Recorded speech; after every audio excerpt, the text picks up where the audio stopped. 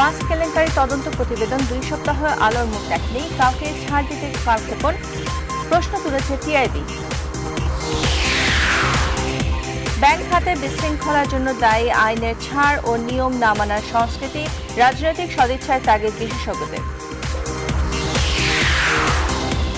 পোশাক রপ্তানি সচল হতে সময় লাগতে পারে কয়েক মাস, আন্তর্জাতিক ক্রেতাদের সাথে অনলাইন ট্রেডিং বাড়ানোর তাগিদ। গতি হারিয়েছে পণ্য পরিবহন কন্টেইনার ট্রেন, চট্টগ্রাম বন্দর সচল রাখতে রেলপথ ব্যবহারের বিকল্প নেই বলছে ব্যবসায়ীরা। করোনা ভাইরাস কখনোই পৃথিবী থেকে যাবে না আশঙ্কা বিশ্ব স্বাস্থ্য সংস্থার। বিশ্বজুড়ে মৃত্যু প্রায় 3 লাখ, আক্রান্ত 44 লাখের বেশি। স্থগিত করা হলো আইসিসি নারী বিশ্বকাপের বাছাই পর্ব। শনিবার থেকে শুরু হচ্ছে জার্মান ফুটবল লিগ, খেলা হবে দর্শন-শূন্য স্টেডিয়ামে। এবং মহামারীর বৈশাখেও সড়ক জুড়ে রক্তলাল কৃষ্ণচূড়ার আগুন, নিজস্ব নিয়মে ডানা মেলেছে প্রকৃতি, সাজছে নতুন সাজে।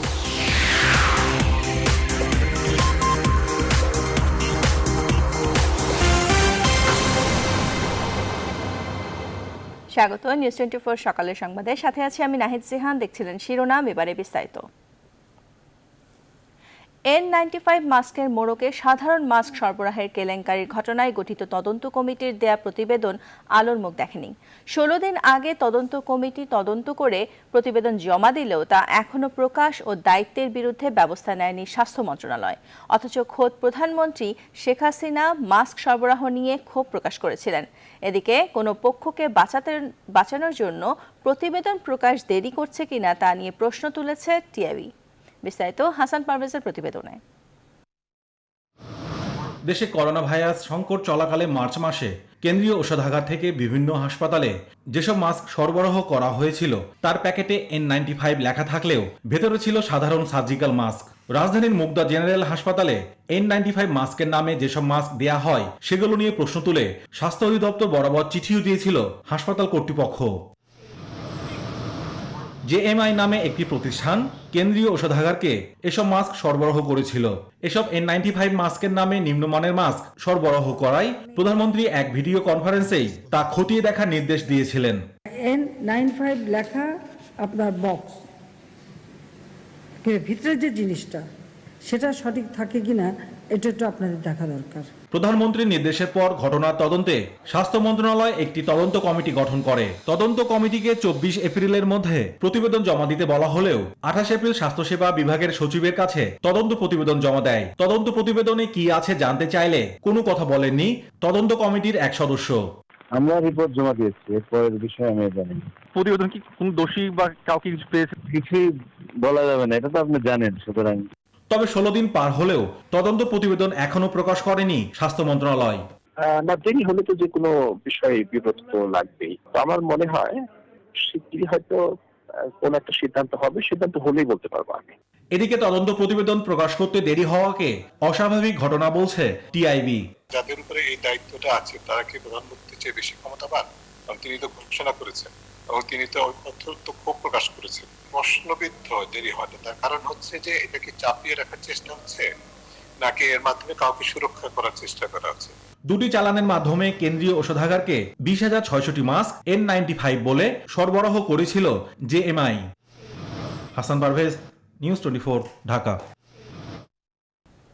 ব্যাংক খাতে বিশৃঙ্খলার জন্য আইনের ছাড় ও নিয়ম না মানার সংস্কৃতি দায়ী বলে মনে করেন অর্থনীতিবিদ ও বিশ্লেষকরা। তারা বলছেন, ব্যাংক লুটেরাদের ধরতে শক্ত আইনি কাঠামো এবং তার বাস্তবায়ন না হওয়ায় দিন দিন এ খাতে অব্যবস্থাপনা আরও বেড়েছে।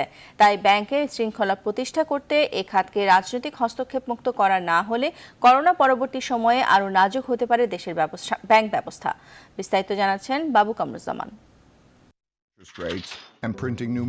আস্থা ও বিশ্বাসের উপর ভর করে যে ব্যাংকিং ব্যবসার বিস্তার ঘটেছে বিশ্বব্যাপী, বাংলাদেশে অনেকটাই তার উল্টো চিত্র। নৈতিকতার অভাবে ক্রমেই বিশৃঙ্খল হয়ে পড়েছে দেশের ব্যাংক ব্যবস্থাপনা। গত এক দশকে দেশের আর্থিক খাতে ঘটে যাওয়া বিভিন্ন কেলেঙ্কারি, অনিয়ম, অর্থ লোপাটের চাঞ্চল্যকর ঘটনাগুলো হতবাক করেছে দেশবাসীকে। নামে বেনামে ঋণ নিয়ে ব্যাংক ব্যবস্থাকে নাজুক করে দিয়েছে কোনো কোনো গোষ্ঠী। এমনকি ঋণ নিয়ে বিদেশে পাচার হওয়া অর্থও ফেরত আনা যায়নি। ব্যাংক খাতের এমন দুরবস্থার জন্য রাজনৈতিক হস্তক্ষেপ এবং আইনের বাস্তবায়ন না হওয়ায় বড় কারণ বলে জানালেন এই শিক্ষক ও গবেষক। এই নামে বেনামে যে ঋণ নিয়ে যে তৎপর বিশেষ গোষ্ঠী, এটি মূলত রাজনৈতিক নির্দেশনার মাধ্যমেই ঘটছে। তো সেই জন্য আইনের ছাড় এবং নিয়ম না মানার সংস্কৃতি যদি বলবৎ থাকে তাহলে খেলাপি ঋণ বেড়েই চলবে। ব্যাংক যদি ঠিক না থাকে তাহলে ব্যাংকিং সিস্টেম কিন্তু ইন্ডাস্ট্রিকে সাপোর্ট দিতে পারবে না। সেক্ষেত্রে ব্যাংককেও বাঁচায় রাখতে হবে, বড়ুয়াদেরকেও বাঁচায় রাখতে হবে। করোনা সংকট মোকাবেলায় শিল্প খাতের জন্য 30,000 কোটি টাকার যে প্রণোদনা প্যাকেজ ঘোষণা করা হয়েছে তাতে খেলাপিদের ঋণ দেওয়ার ক্ষেত্রে বিধিনিষেধ থাকলেও পরে তা শিথিল করা হয়েছে। বিশ্লেষকরা বলছেন, করোনা পরবর্তী সময়ে অর্থনীতি টিকিয়ে রাখতে ব্যাংকগুলোকে শক্তিশালী করতে বিশেষ উদ্যোগ নিতে হবে সরকারকে। ব্যাংকিং খাতের মাধ্যমে যে প্রণোদনার কথা বলা হয়েছে সে প্রণোদনা বাস্তবায়িত করতে হলে একদিকে যেমন রাজনৈতিক সদিচ্ছার প্রয়োজন আছে, অন্যদিকে আইনের কঠোর বাস্তবায়নও দরকার এবং তার সাথে সাথে কতগুলো আইনি কাঠামোর সংস্কার দরকার। সেটা ব্যাংক আইন হতে পারে, সেটা অর্থ ঋণ আর আদালত আইন হতে পারে এবং দেউলিয়া আইন হতে পারে। ইন্টারেস্ট এক্সেমশনটা যদি এক্সটেন্ড করা হয় মোর দ্যান দ্যাট, আগামী ডিসেম্বর পর্যন্ত অনেকে দাবি করতেছেন এখন, সেই ক্ষেত্রে এই পরিমাণ হবে মোর দ্যান 1 লাখ করোড় টাকা 9 মাসের। সেই ক্ষেত্রে আপনার এটা করলে গভর্নমেন্টের যে ব্যাংকিং ইন্ডাস্ট্রির উপরে একটা বিরাট প্রেশার পড়বে। বাংলাদেশ ব্যাংকের হিসাবে 2019 সালে খেলাপি ঋণের পরিমাণ ছিল 94,000 কোটি টাকারও বেশি, যা আগের বছরের চেয়ে বৃদ্ধি পায় 420 কোটি টাকা। বাবু কামরুজ্জামান, নিউজ 24, ঢাকা। করোনা মহামারীর এই সময়ে ভয়াবহ বিপর্যয়ের দেশের রপ্তানি খাত, যা নিয়ে উদ্বেগ ও উৎকণ্ঠা বাড়ছে প্রতিদিনই। অর্থনীতিবিদ ও উদ্যোক্তারা বলছেন, বিশ্বব্যাপী স্বাস্থ্য ও খাদ্য নিরাপত্তা অগ্রাধিকারে থাকায় পোশাক সহ ফ্যাশন পণ্যের চাহিদা তৈরি হতে আরও কয়েক মাস সময় লাগতে পারে। এক্ষেত্রে ব্র্যান্ড বায়ারদের সাথে কার্যকর যোগাযোগ ও রপ্তানিমুখী পণ্যের অনলাইন ট্রেডিং ও হিস্সা বাড়ানোর তাগিদ অর্থনীতি বিশেষজ্ঞদের। বিস্তারিত জানাচ্ছেন বাবু কামরুজ্জামান। করোনার তাণ্ডবে গোটা বিশ্ব যখন অবরুদ্ধ, তখন ভয়াবহ বিপর্যয়ে দেশের পণ্য রপ্তানি। শেষ পর্যন্ত এই ক্ষয়ক্ষতির পরিমাণ কোথায় গিয়ে দাঁড়াবে কাটছে না সে অনিশ্চয়তাও। রপ্তানি উন্নয়ন ব্যুরো ইপিবির হিসাব বলছে, করোনার কোপে দেশের শীর্ষ রপ্তানি খাত পোশাকে নেমে এসেছে বড় বিপর্যয়। এপ্রিল মাসে রপ্তানি হয়েছে মাত্র $52 কোটি পোশাক, যা আগের বছরের চেয়ে কমেছে প্রায় 83%। পোশাক মালিকদের সংগঠন বিজিএমই এর হিসাবে করোনার এই সময়ে এপ্রিল পর্যন্ত তৈরি পোশাকের রপ্তানি বাতিল বা স্থগিত হয়েছে প্রায় $3.25 বিলিয়ন। এই অবস্থা থেকে ঘুরে দাঁড়াতে নানা উপায় খুঁজছেন উদ্যোক্তারাও। এখন কিন্তু এই সিজন চেঞ্জ হওয়ার সময়, যে সিজনটা হচ্ছে গিয়ে যে আমরা উইন্টারের থেকে আবার সামারের অর্ডার কিংবা স্প্রিংয়ের অর্ডারে যাচ্ছি, এই সময় যে প্রোডাক্ট ডেভেলপমেন্ট, স্যাম্পলিং, এইগুলি খুব দ্রুততার সঙ্গে করতে হবে। আমরা আশা করছি যে খুব দ্রুত এই মে মাসের শেষের মধ্যেই আমরা মোটামুটি একটা কর্মপরিবেশ পাবো যেখানে আমরা কাজটাকে এগিয়ে যেতে পারবো। অর্থনীতি বিশ্লেষকদের মতে, নতুন করে পোশাক বা ফ্যাশন পণ্যের চাহিদা তৈরিতে আরও কয়েক মাস সময় লাগতে পারে। এক্ষেত্রে ব্র্যান্ড ক্রেতা প্রতিষ্ঠানগুলোর সাথে নিবিড় যোগাযোগ ও অনলাইন ট্রেডিংয়ে মনোযোগী হবার তাগিদ দিয়েছেন তারা। জার্মানি হচ্ছে আমাদের সবচেয়ে বড় বাজার এখন, বা স্পেন, ইউনাইটেড কিংডম, তারা সবাই বিপর্যস্ত এবং ওই অর্থনীতিগুলো যদি ঘুরে না দাঁড়ায় তাহলে আমাদের রপ্তানি কিন্তু ঘুরে দাঁড়াবে না। উইন্টার সিজনের যে অর্ডারটা যেটা প্লেস করা হচ্ছে বা হবে ঈদের পরে, সেই অর্ডারগুলো যখন আমাদের কাছে চলে আসবে তখন আমরা হয়তো ঘুরে দাঁড়াবো, বা সেটা হতে হতে জুলাই, আগস্ট, সেপ্টেম্বর। করোনার কারণে যে ধরনের রোগের প্রাদুর্ভাব হচ্ছে, তাতে অনলাইন ভিত্তিক কেনা বেচার ব্যাপারটি আরও বাড়বে। সেই জায়গাতে বাংলাদেশের অধিকাংশ উদ্যোক্তার প্রস্তুতি কম। অবকাঠামোগত প্রস্তুতি নেওয়া দরকার, বিনিয়োগ করা দরকার, যাতে অনলাইন ভিত্তিক যে ট্রেডিংগুলো হয় পণ্যের, সেখানে বাংলাদেশের উদ্যোক্তারাও যাতে বড়ভাবে অংশগ্রহণ করতে পারেন। এই দুঃসময়ে বিশেষ অ্যাকশন প্ল্যান তৈরি করা হচ্ছে বলে জানিয়েছে রপ্তানি উন্নয়ন ব্যুরো ইপিবি, যেখানে থাকছে ক্ষতিগ্রস্ত ও অপ্রাতিষ্ঠানিক খাতের ক্ষুদ্র রপ্তানিকারকদের জন্যও প্রণোদনা সুপারিশ। বাবু কামরুজ্জামান, নিউজ 24, ঢাকা। ছুটির মেয়াদ বাড়ল 30 মে পর্যন্ত। 6 দিনের সাধারণ ছুটি এবং 8 দিনের ঈদ ও সাপ্তাহিক ছুটি মিলিয়ে এ দফায় মোট 14 দিনের ছুটিতে যাচ্ছে দেশ। এ সংক্রান্ত একটি প্রস্তাবনায় অনুমতি দিয়েছেন প্রধানমন্ত্রী শেখ হাসিনা। নিউজ 24-কে খবরটি নিশ্চিত করেছেন জনপ্রশাসন প্রতিমন্ত্রী ফরহাদ হোসেন। বৃহস্পতিবার 7ম দফায় ছুটির এ প্রজ্ঞাপন জারি হবে। স্বাস্থ্য অধিদপ্তর এবং স্বাস্থ্য বিশেষজ্ঞরা বলছেন, চলতি মাসে করোনা ভাইরাস সংক্রমণের সর্বোচ্চ পর্যায়ে যেতে পারে বাংলাদেশ। এই অবস্থায় সাধারণ মানুষকে যতটা সম্ভব ঘরে রাখা সম্ভব হলে সংক্রমণের ঝুঁকি এবং মৃত্যু ঝুঁকি অনেকটা কমানো যাবে। সার্বিক পরিস্থিতি বিবেচনা করে সরকার ঈদের ছুটি ও সাপ্তাহিক ছুটি মিলিয়ে 30 মে পর্যন্ত ছুটির সিদ্ধান্ত নিতে যাচ্ছে বলে জানা যায়। আগামী 16 মে শেষ হবে 6ষ্ঠ দফা সরকারি ছুটির মেয়াদ।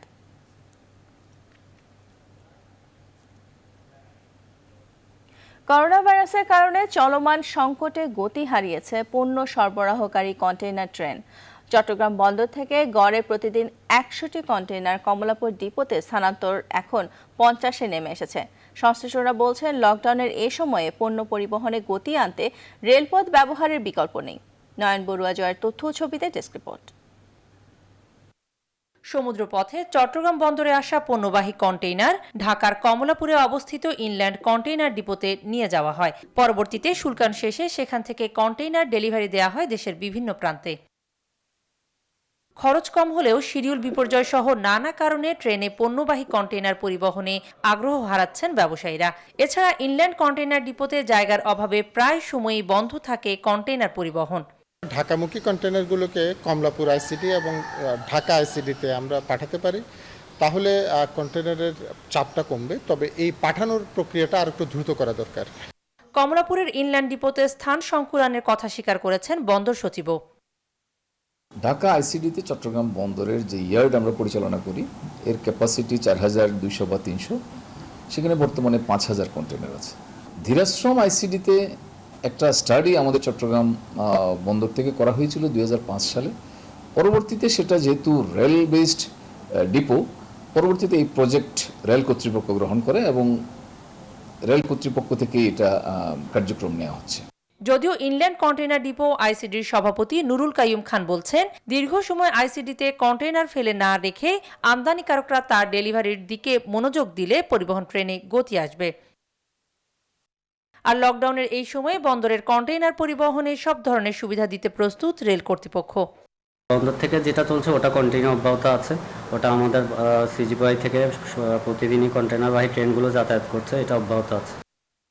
পণ্য খালাসে গতি আনতে চট্টগ্রাম বন্দরের স্টোর রেন্ট মওকুফ করা হলেও যানবাহন সংকটে পণ্য পরিবহন বাধাগ্রস্ত হচ্ছে।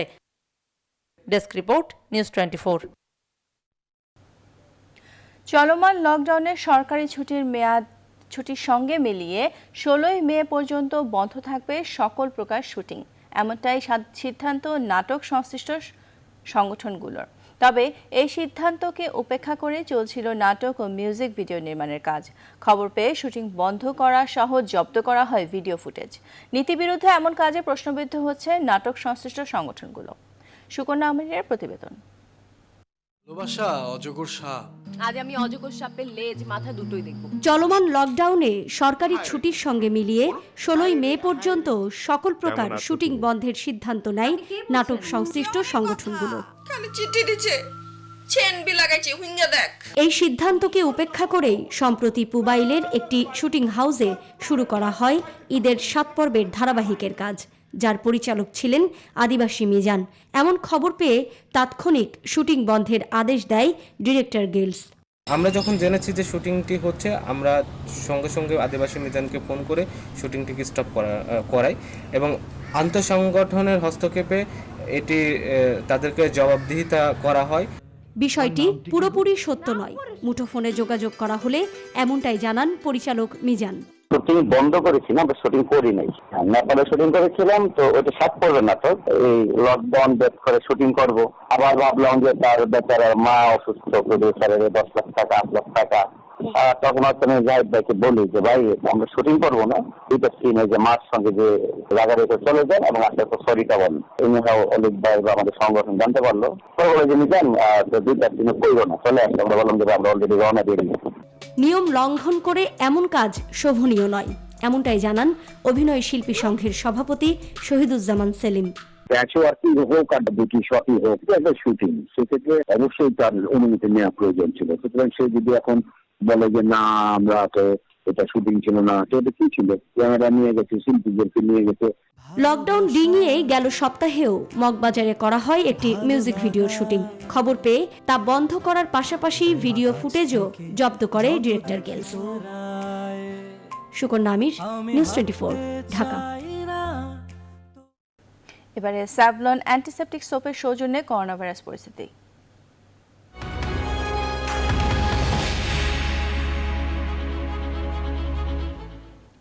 নভেল করোনা ভাইরাসে বিশ্বজুড়ে আক্রান্তের সংখ্যা দাঁড়িয়েছে প্রায় 44,22,000-এ। 24 ঘন্টায় 5,000 মানুষের মৃত্যুতে মোট প্রাণ হারিয়েছেন প্রায় 2,98,000 মানুষ। যুক্তরাষ্ট্রে গেল 24 ঘন্টায় আবারও মৃত্যু হয়েছে 1600-র বেশি। 19,000-এর বেশি নতুন করোনা রোগী ধরা পড়েছে দেশটিতে। স্পেন, ইতালি, জার্মানি ও ফ্রান্সে মারা গেছে 583 জন। যুক্তরাষ্ট্র ও স্পেনের পর আক্রান্তের সংখ্যার দিক থেকে তৃতীয় অবস্থানে উঠে এসেছে রাশিয়া। দেশটিতে গেল একদিনে 10,000-এর বেশি করোনা রোগী শনাক্ত হয়েছে। যুক্তরাজ্য ও ব্রাজিলে একদিনে প্রাণ হারিয়েছেন 1200-র বেশি মানুষ। নতুন করে 3,700-র বেশি আক্রান্ত হওয়ায় ভারতে মোট করোনা রোগীর সংখ্যা 78,000 ছাড়িয়ে গেছে। পৃথিবী থেকে কোনোদিন এই ভাইরাস নির্মূল নাও হতে পারে, বুধবার এমনটাই আশঙ্কার কথা জানিয়েছে বিশ্ব স্বাস্থ্য সংস্থা। করোনাকে সঙ্গী করেই বাঁচার পথ খুঁজতে হতে পারে বলে মন্তব্য করেছে তারা। রোগটির ঝুঁকি হ্রাসে বৈশ্বিক পর্যায়ে একসঙ্গে কাজ করার আহ্বান জানিয়েছে WHO।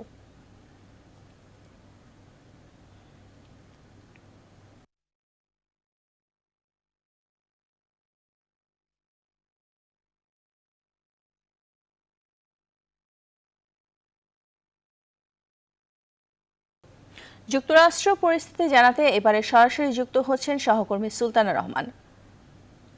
সুলতানা, যুক্তরাষ্ট্রের পরিস্থিতি এখন কেমন? প্রবাসী বাংলাদেশিরা কেমন আছেন সেখানে?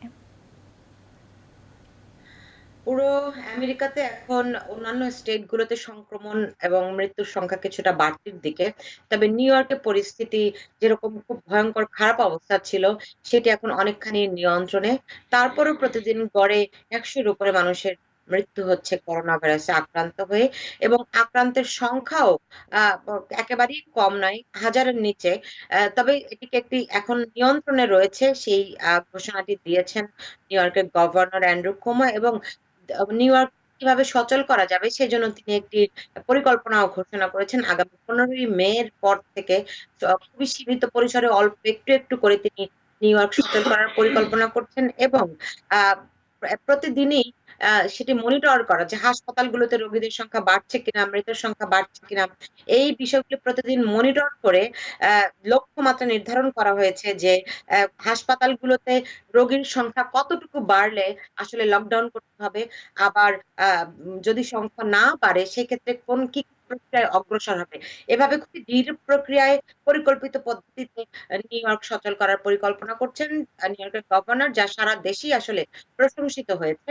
কিন্তু পুরো আমেরিকায় যে অবস্থা এবং যেভাবে করে জনজীবন সচল করা হচ্ছে, লকডাউন শিথিল করা হয়েছে, এতে খুবই উদ্বেগ জানিয়েছেন স্বাস্থ্যকর্মীরা, স্বাস্থ্য বিশেষজ্ঞরা। এবং প্রেসিডেন্ট ডোনাল্ড ট্রাম্প আজ বলেছেন তিনি স্কুলগুলো খুলে দিতে চান, এবং তিনি বলছেন যে যেসব স্টেটে সংক্রমণ কম আছে এখন, সেই স্কুলগুলো আগামী ফল সিজনে মানে সেপ্টেম্বরে যেন স্কুলগুলি খোলা যায়, সেই উদ্যোগ নিচ্ছেন। আজ দুটো স্টেটের গভর্নরের সঙ্গে তিনি বৈঠক করে এমন একটি সিদ্ধান্তের কথা জানিয়েছেন। এবং আপনারা জানেন যে হোয়াইট হাউসের করোনা ভাইরাস সংক্রান্ত যে টাস্ক ফোর্স রয়েছে, সেই টাস্ক ফোর্সের অন্যতম প্রধান ডক্টর অ্যান্থনি ফাউচি তিনি হুঁশিয়ারি দিয়েছেন যে দ্রুততার সঙ্গে জনজীবন সচল করা হচ্ছে তা খুবই ভয়াবহ হতে পারে। এরকম একটি অবস্থায় আজ প্রেসিডেন্ট ট্রাম্প ডক্টর অ্যান্থনি ফাউচিকে খুব তীব্র ভাষায় সমালোচনা করেছেন। তিনি বলছেন যে ডক্টর ফাউচি সব পক্ষের সঙ্গে খেলছেন, এই শব্দটি তিনি বলেছেন, যা আসলে কেউ ভালোভাবে নেয়নি। কারণ ডক্টর অ্যান্থনি ফাউচির প্রতি কিন্তু মানুষের বিশ্বাস, আস্থা এখন অনেক বেশি। অ্যান্থনি ফাউচি তিনি সেনেটের যেই president Donald Trump corona virus নিয়ে দেরি করেছেন কিনা কোনো পদক্ষেপ নিতে এই সংক্রান্ত একটি তদন্ত চলছে। সেখানে তিনি বলেছেন যে আসলে আরো আগে থেকে উদ্যোগগুলি নেওয়া দরকার ছিল এবং জনজীবন এখন যেভাবে করে সচল হচ্ছে, এমনকি স্বাস্থ্যবিধিগুলো মানার যেই নির্দেশনা ছিল সেগুলো কিন্তু প্রেসিডেন্ট ট্রাম্প আর পুনর্বহাল করেননি। ফলে সব মিলিয়ে তিনি উদ্বেগ প্রকাশ করেছেন এবং এতে তিনি প্রেসিডেন্ট ট্রাম্প ক্ষিপ্ত হয়েছেন। সামগ্রিকভাবে অর্থনীতিবিদরা অবশ্য বলছেন যে স্বাস্থ্যের ঝুঁকি অবশ্যই আছে, মানুষের মৃত্যুর ঝুঁকি আছে, কিন্তু অর্থনৈতিক যে বিরাট ঝুঁকির মধ্যে আমেরিকা পড়তে যাচ্ছে তা সামাল দেওয়া খুব কঠিন হয়ে যাবে এবং প্রেসিডেন্ট ট্রাম্প আসলে এই বিষয়টি কি বেশি গুরুত্ব দিতে চাচ্ছেন। এবং প্রবাসী বাংলাদেশিদের কথা যদি বলেন, আমি শুধু নিউ ইয়র্কের কথা বলি, প্রায় 3 মাস হয়ে যাচ্ছে লকডাউন চলছে। অনেকেই বেকার হয়ে গেছেন, কর্মক্ষেত্র কাজ নাই, টাকা নাই, যদিও এখানকার সরকারের পক্ষ থেকে ফেডারেল সরকার প্রত্যেক ট্যাক্স পেয়ারের জন্য কিছু প্রণোদনামূলক প্যাকেজ দিয়েছেন এবং প্রত্যেক ট্যাক্স পেয়ারের কাছে অর্থ সহায়তা পৌঁছে দিয়েছেন এবং দ্বিতীয় দফায় আরেকটি যেন অর্থ সহায়তা মানুষ পায় সেটির একটি প্রস্তাব এখানকার হাউসে উত্থাপিত হয়েছে। স্পিকার ন্যান্সি পেলোসি এটি উত্থাপন করেছেন এবং এটি আশা করা হচ্ছে যে শুক্রবার নাগাদ পাস হয়ে যাবে। তবে রিপাবলিকানরা এটি পছন্দ করছে না, ফলে দ্বিতীয় মেয়াদে মানুষ আর্থিক সহায়তা পাবে কিনা সেটা নিয়ে কিছুটা সন্দেহ রয়েছে। কারণ রিপাবলিকানরা মনে করছে, জানেন যে রিপাবলিকানরা আসলে করোনা ভাইরাস থেকে সেভাবে করে খুব একটা আমলে নিতে চাচ্ছে না, এক নাম্বার। দ্বিতীয়ত হচ্ছে গিয়ে হাউসে ডেমোক্র্যাটরা সংখ্যাগরিষ্ঠ হওয়ার কারণে হয়তো আইনটি পাশ হয়ে যাবে, কিন্তু সেনেটে যে অনুমোদন দরকার সেখানে আবার রিপাবলিকানরা সংখ্যাগরিষ্ঠ থাকায় সেটি আটকে যাওয়ার একটা আশঙ্কা রয়েছে। তবে শুক্রবারের আগে সেটি বলা সম্ভব নয়। এই প্রণোদনামূলক প্যাকেজটি পেলে হয়তো মানুষের কিছুটা উপকার হতে পারে, কারণ মানুষ একেবারেই অনেকে বাড়ি ভাড়া দিতে পারছে না। বাড়ি ভাড়া আপনি জানেন নিউ ইয়র্কের জন্য, নিউ ইয়র্কে বাড়ি ভাড়া খুবই একটা এক্সপেন্সিভ বিষয় এবং অনেকের ঘরে খাবার দাবার নেই, যদিও প্রবাসী অনেক সংগঠন এরকম খাবার বিতরণ করছে। বিশেষ করে বাংলাদেশি যে সমস্ত এলাকা রয়েছে সেখানে তারা খাবার বিতরণ করছে। ধন্যবাদ সুলতানা, যুক্তরাষ্ট্র থেকে জানাচ্ছিলেন আমাদের সেখানকার অবস্থা। করোনা ভাইরাসের নতুন হটস্পট ব্রাজিল, সেখানে প্রাণহানি 10,000 ছাড়িয়েছে। ব্রাজিল থেকে করোনা পরিস্থিতির সর্বশেষ খবর নিউজ 24-কে জানিয়েছেন আফ্রিকা দ্য কারাসাও এর আইন বিভাগের পরিচালক খায়রুল ইসলাম। ব্রাজিলের সাও পাওলো রাজ্য এবং রিও ডি জেনেরো রাজ্য সরকাররা চেষ্টা করতেছেন তাদের স্টেটকে লকডাউন দেওয়ার জন্য, যদিও ব্রাজিলের প্রেসিডেন্টের বাধার সম্মুখীন হচ্ছেন তারা বারবার, সম্ভব হচ্ছে না। এবং ব্রাজিলের প্রেসিডেন্ট এখন পর্যন্ত করোনা ভাইরাস বলে আজও পর্যন্ত উনি স্বীকার করেননি এবং উনি বলেছেন এই মৃত্যুর দায়ভার তার নয়, এটি সব মানুষেরই দায়ভার। এবং ব্রাজিলের সুপ্রিম কোর্ট এরই মধ্যে ডিসিশন দিয়েছেন যে যত দ্রুত সম্ভব দেশকে লকডাউন করে সরকার যেন জনগণের পাশে দাঁড়ান। এই লকডাউন না দেওয়াতে এবং সরকার জনগণের পাশে না থাকাতে বিভিন্ন ধরনের সমস্যা সৃষ্টি হয়েছে। এখন ঘর ভাড়া থেকে শুরু করে সকল কিছুরই মালিক সমিতির পক্ষ থেকে প্রেশার আসতেছে। ভাড়াটিরা এখন কাজ আজ 3 মাসের পাশাপাশি 3 মাস হয়ে গেল ব্রাজিলে এই কোয়ারেন্টাইন অবস্থায় আছে, সবকিছু রাজ্য গভর্নরদের দ্বারা বন্ধ। বাসা ভাড়া এবং কর্মক্ষেত্র না থাকার কারণে অর্থনৈতিক সংকটে, খাবার দাবারের ব্যাপক সংকটে পড়েছে ব্রাজিলের সাধারণ জনগণ। পাশাপাশি একটি সুখবর হলো বাংলাদেশিরা, আমরা যা এর আগের সংবাদে বলেছিলাম বাংলাদেশিরা আক্রান্ত হয়েছেন, এখন আপনাদেরকে জানাতে চাই যে বেশ কয়েকজন বাংলাদেশি এর মধ্যে সুস্থ হয়ে ফিরে এসেছেন। আমার সাথে যোগাযোগও হয়েছে, আমি কথাও বলেছি এবং বাংলাদেশিদেরকে দেখতে বিভিন্ন সিটিতেও ভ্রমণ করে এসেছি। সৌদি আরবে গত 24 ঘন্টায় আরও 1905 জনের নতুন সংক্রমণ ছড়িয়েছে করোনা ভাইরাস। মারা যাওয়া 273 জনের প্রায় 1/3 প্রবাসী বাংলাদেশি। সৌদি আরবে করোনা পরিস্থিতির সর্বশেষ খবর আমাদের জানিয়েছেন সহকর্মী আলামিন।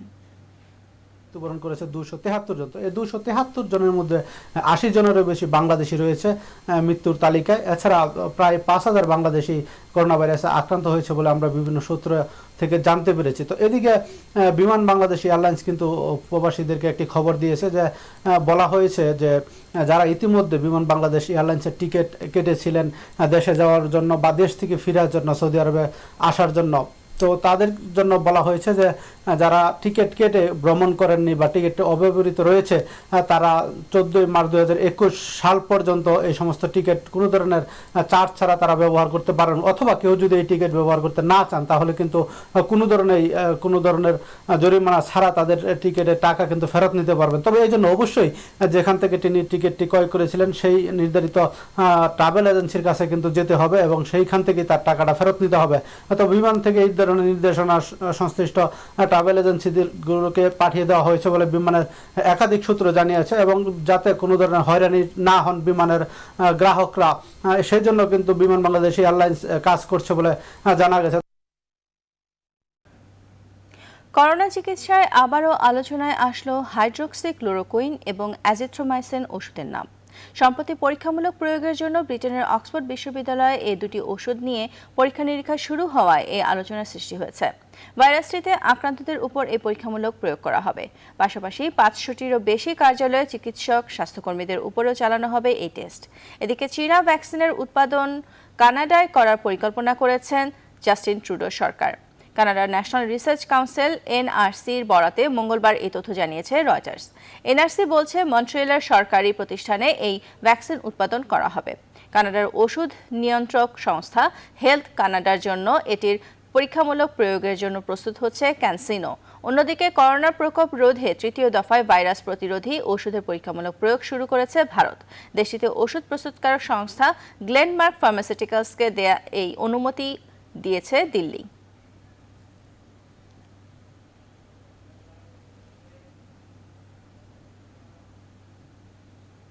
প্রাণঘাতী করোনা সংক্রমণ মোকাবেলায় এবার বাংলাদেশ আনসার ও গ্রাম প্রতিরক্ষা বাহিনীকে 25,000 মাস্ক ও 3,000 পিপিই দিল দেশের শীর্ষ শিল্পগোষ্ঠী বসুন্ধরা গ্রুপ।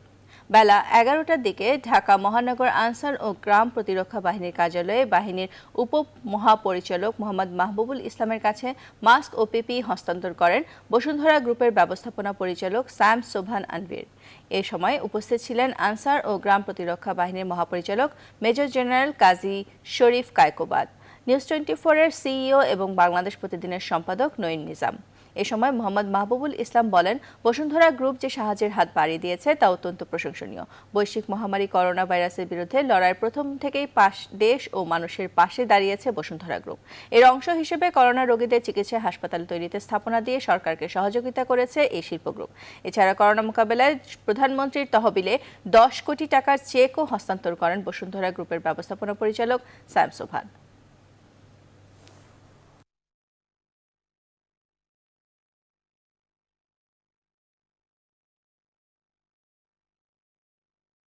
বসুন্ধরা যে সাহায্যের হাত বাড়িয়েছে এটা অত্যন্ত প্রশংসনীয়, এবং তারা শুধু এই ক্ষেত্রেই না বা আমাদের ক্ষেত্রেই না, তারা দেশে যখনই কোনো দুর্যোগ আসে, কখনো প্রয়োজন হয়, তারা অকাতরে হাত বাড়িয়ে দেন সাহায্যের জন্য। আমরা উপকৃত হয়েছি এবং এটা আমাদের জনবলকে এই করোনা পরিস্থিতি মোকাবেলায় ব্যাপকভাবে উৎসাহিত করবে, সহযোগিতা করবে।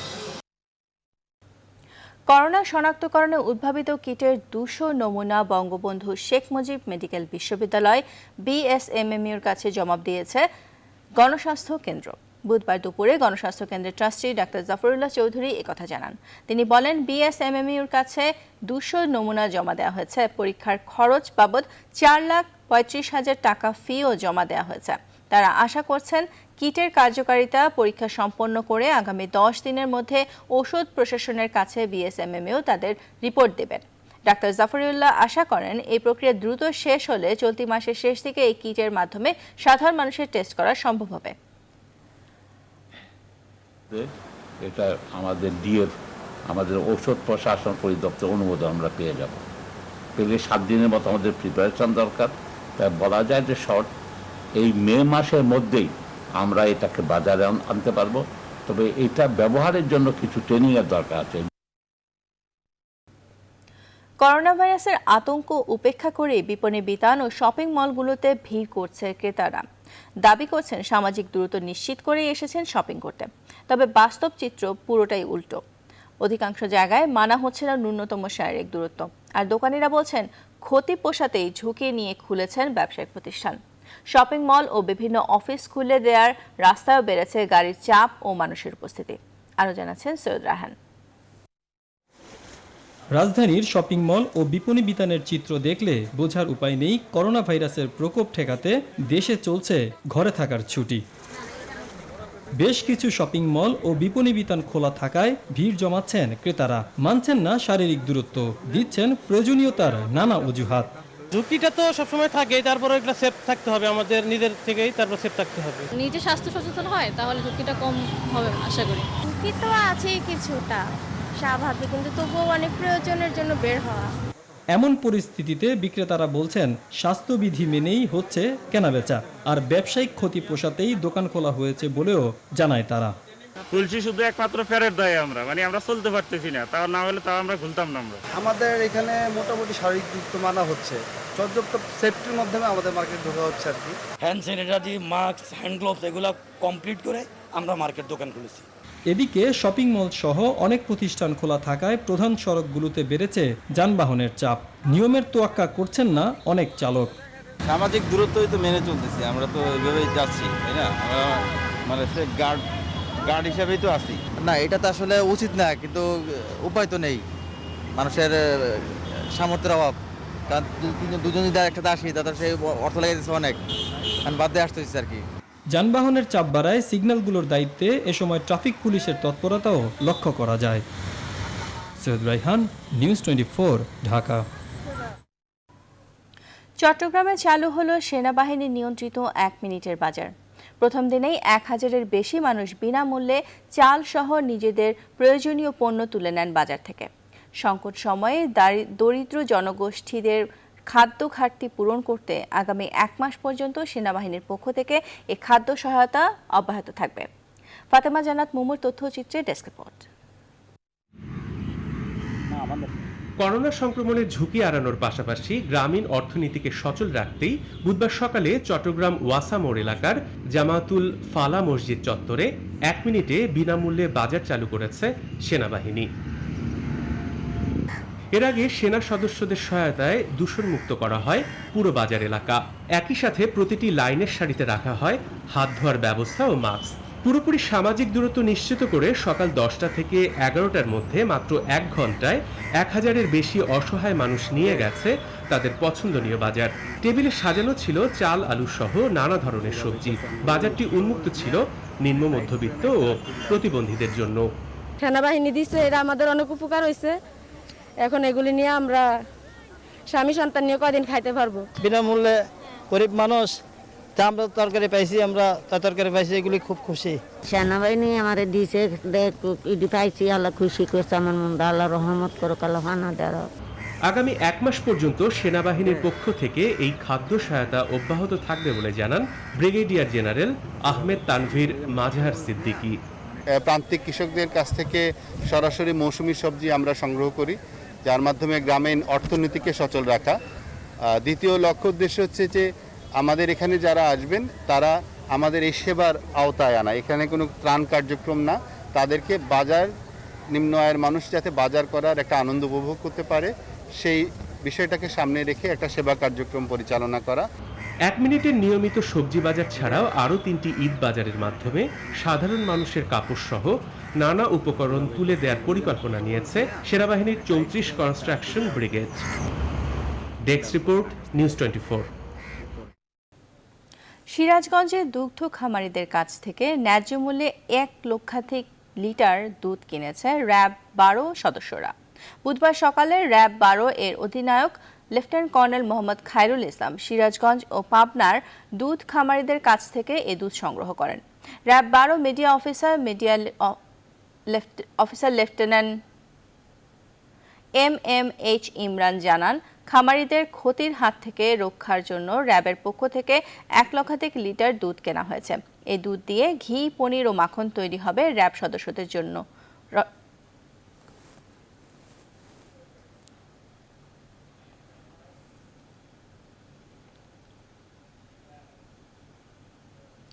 দিনাজপুরে এবছর লিচুর ফলন ভালো হলেও করোনা পরিস্থিতিতে বেশ দুশ্চিন্তায় রয়েছে বাগানীরা।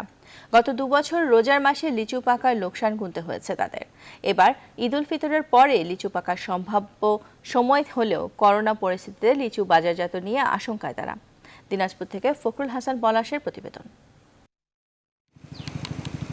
দিনাজপুরের ১৩টি উপজেলাতেই কম বেশি লিচুর বাগান রয়েছে, তবে দিনাজপুর সদর, বিরল, কাহারোল উপজেলাতেই বাগানের সংখ্যা বেশি।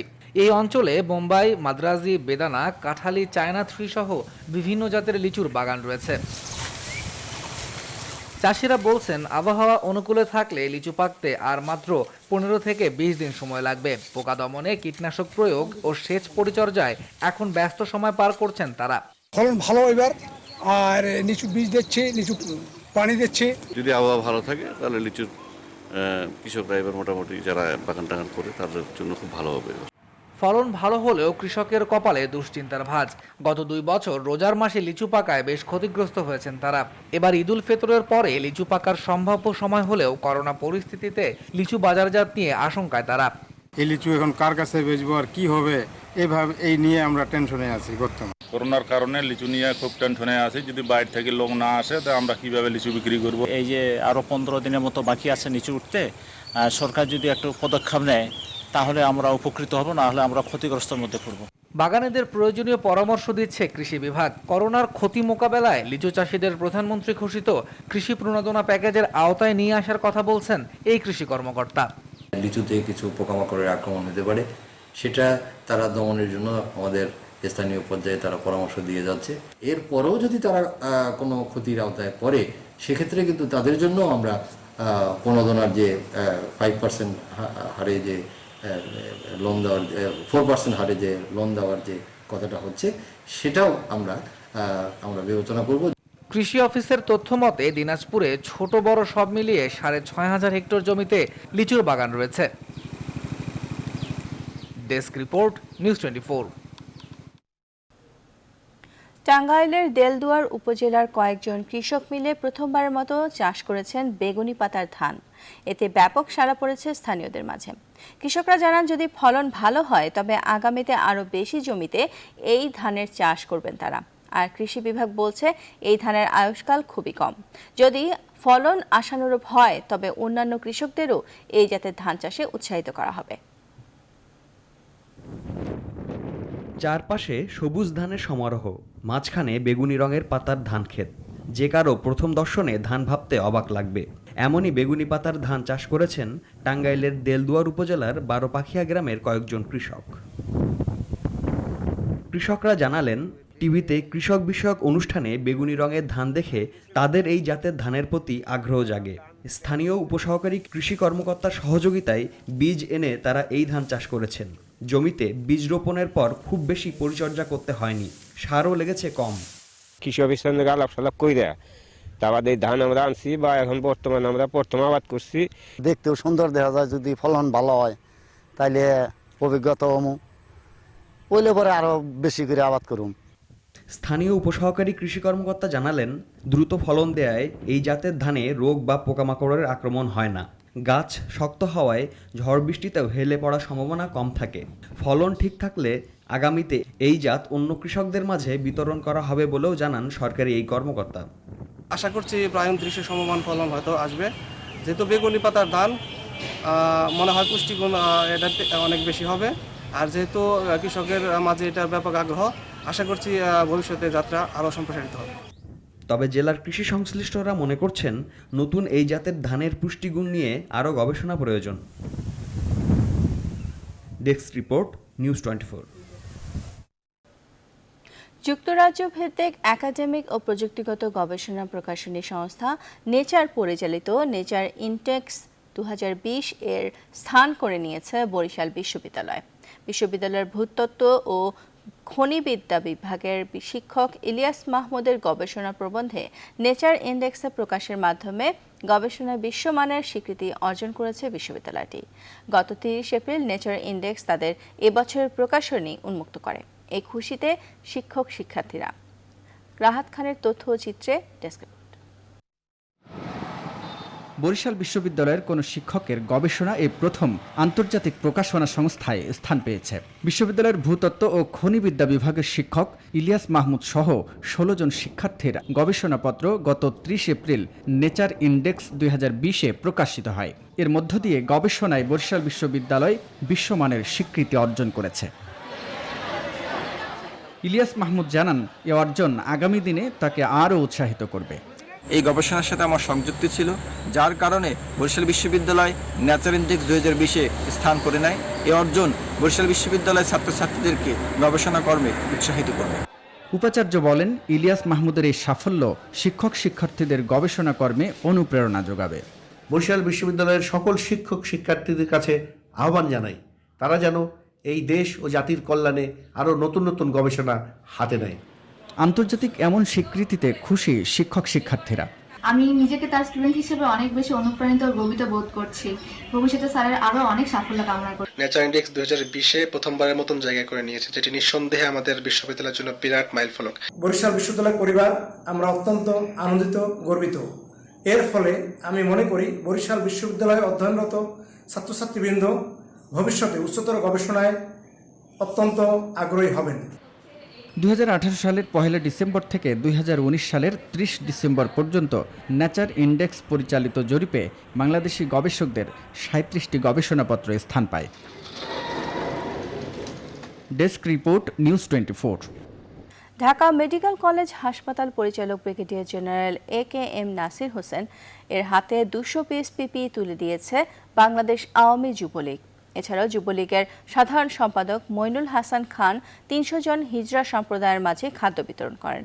এদিকে ঢাকা 16 আসনের সংসদ সদস্য ইলিয়াস উদ্দিন মোল্লা গরিবদের মাঝে খাদ্য সামগ্রী বিতরণ করেছেন।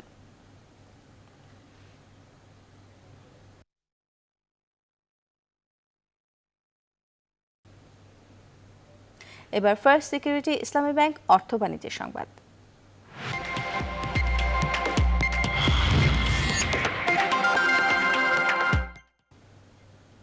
জরুরি পণ্য সামগ্রী কিনতে নির্ভরতা বাড়ছে ই কমার্স প্রতিষ্ঠানগুলোর উপর। তাই আগামী 1 বছরে এ খাতে প্রায় 5 লাখ লোকের কর্মসংস্থান তৈরির সম্ভাবনা তৈরি হয়েছে। বুধবার ই কমার্স প্রতিষ্ঠানগুলোর সংগঠন ই ক্যাব ও বাণিজ্য মন্ত্রণালয় আয়োজিত যৌথ অনলাইন সংবাদ সম্মেলনে এসব কথা বলেন বাণিজ্যমন্ত্রী টিপু মুন্সি।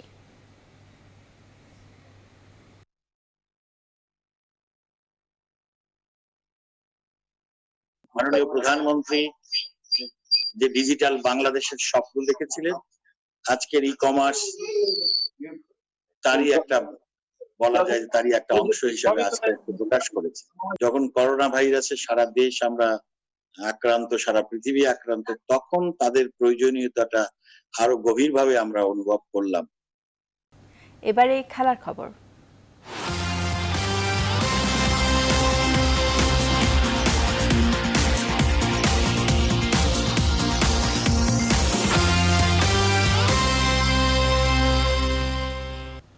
করোনার কারণে এবার স্থগিত হলো আইসিসি নারী বিশ্বকাপের বাছাই পর্ব। জুলাইয়ের শ্রীলঙ্কায় অনুষ্ঠিত হওয়ার কথা ছিল নারী বিশ্বকাপ ক্রিকেটের এই বাছাই। তবে করোনা পরিস্থিতি পুরোপুরি দূর না হওয়ায় কোনো রকম স্বাস্থ্য ঝুঁকি নিতে নারাজ আইসিসি। তাই 2 মাস আগেই নেওয়া হয় এমন স্থগিতের সিদ্ধান্ত। স্বাগতিক শ্রীলঙ্কা ছাড়াও Bangladesh, Ireland, Holland, Papua New Guinea, Sri Lanka, Thailand, যুক্তরাষ্ট্র, ওয়েস্ট ইন্ডিজ এবং পাকিস্তান নারী দলের এ বিশ্বকাপ বাছাইয়ে অংশ নেওয়ার কথা ছিল, যেখান থেকে 3টি দল পেত আগামী বছরের বিশ্বকাপের মূল পর্বে খেলার সুযোগ।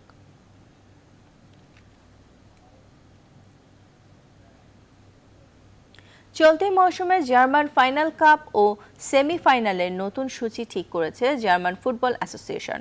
প্রতিযোগিতাটির শিরোপা নির্ধারণী ম্যাচ হবে আগামী 4 জুলাই।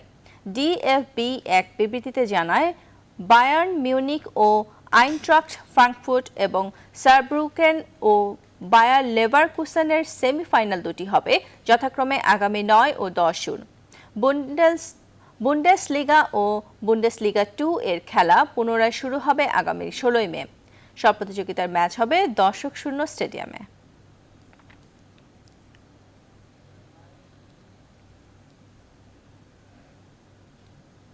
বেড়েই চলেছে মুশফিকুর রহিমের ব্যাটের দাম। করোনা দুর্গতদের পাশে দাঁড়াতে দেশের হয়ে প্রথম ডাবল সেঞ্চুরি করা ব্যাটটি নিলামে তুলেছে জাতীয় দলের এই অভিজ্ঞ ক্রিকেটার। নিলাম শেষ হবার 2 দিন বাকি থাকতেই দাম ছাড়িয়েছে 40 লাখ টাকার বেশি। ব্যাটটির ভিত্তিমূল্য ধরা হয়েছে 6 লাখ টাকা। যথারীতি সাড়াও পাচ্ছেন এই অভিজ্ঞ ক্রিকেটার। নিজের অফিসিয়াল ফেসবুক অ্যাকাউন্টে সরাসরি নিলামের লিঙ্ক দিয়েছেন তিনি। দেখে মনে হতে পারে অর্ধ কোটি ছাড়ানো যেন সময়ের ব্যাপার, তবে শেষ পর্যন্ত দাম যাই হোক পুরো অর্থই পৌঁছে যাবে মানুষের কল্যাণে।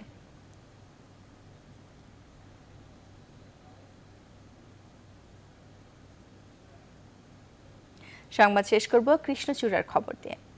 গ্রীষ্মের খরতাপে প্রকৃতি যখন পুড়ছে, কিশোরগঞ্জের ভাগলপুরে কৃষ্ণচূড়া তখন জানান দিচ্ছে সৌন্দর্যের বার্তা। শুধু ডালে ডালেই নয়, কৃষ্ণচূড়ার আগুন রং শোভা পাচ্ছে ঘাসের বুকেও। বাজিতপুর উপজেলার ভাগলপুর কালিয়াচর সড়কে দেখা মিলবে কৃষ্ণচূড়ার এমন লাল সমারোহ। রোদের সবটুকু উত্তাপ গায়ে মেখে রক্তিম পুষ্পরাজি সবুজ পাতার মাঝে যেন আগুন হয়ে জ্বলছে। কিশোরগঞ্জের বাজিতপুর উপজেলার ভাগলপুর কুলিয়ারচর সড়কে দেখা মিলবে কৃষ্ণচূড়ার এমন লাল সমারোহ। প্রতি বছর এই সৌন্দর্য দেখতে ছুটে আসেন প্রকৃতিপ্রেমীরা। তবে এবছর করোনার প্রভাবে তাদের আনাগোনা তেমন একটা নেই। তারপরও সড়ক দিয়ে আসা যাওয়ার মাঝেই অনেকেই যানবাহন থেকে নেমে ছবি তুলতে ভোলেন না। মনের একটা প্রফুল্লতা, ওইটার জন্যই কয়েকটা ছবি নিলাম এই জায়গায়, আমি একটু দাঁড়ালাম। প্রতি বছরই এখানে ফুল ফুটে, সবসময় মানুষ আসে, কিন্তু এবার করোনার জন্য মানুষ খুব কম আসে। যে কোনো গাড়ি দিয়ে যাওয়ার সময় অনেক ছবি তুলে বা ক্যামেরা দিয়ে আসে, ফোন দিয়ে, যেটাই হোক অনেক ছবি তুলে। গ্রীষ্মকাল, বিশেষ করে বৈশাখ মাস কৃষ্ণচূড়া ফোটার সময়। এ সময় বাংলাদেশের সব জায়গায় থোকায় থোকায় কৃষ্ণচূড়া ফোটে তার নিজস্ব বৈশিষ্ট্য নিয়ে। সৌন্দর্য বিলানো ছাড়াও গ্রীষ্মকালে ছায়া দিতেও কৃষ্ণচূড়ার জুড়ি মেলা ভার। এই গাছটি কিন্তু বনজ একটি গাছ, সাধারণত বনেই জন্মে, তবে বর্তমানে বনে এটি প্রায় বিলুপ্ত। কৃষ্ণচূড়া ভিনদেশি হলেও বর্তমানে সড়কের শোভাবর্ধনকারী গাছের পাশাপাশি দেশীয় ফুল হিসেবেই আমাদের প্রকৃতিতে জায়গা করে নিয়েছে। Desk report, news 24। সংবাদ শেষ করার আগে শিরোনামগুলো জানিয়ে দিচ্ছি আরও একবার।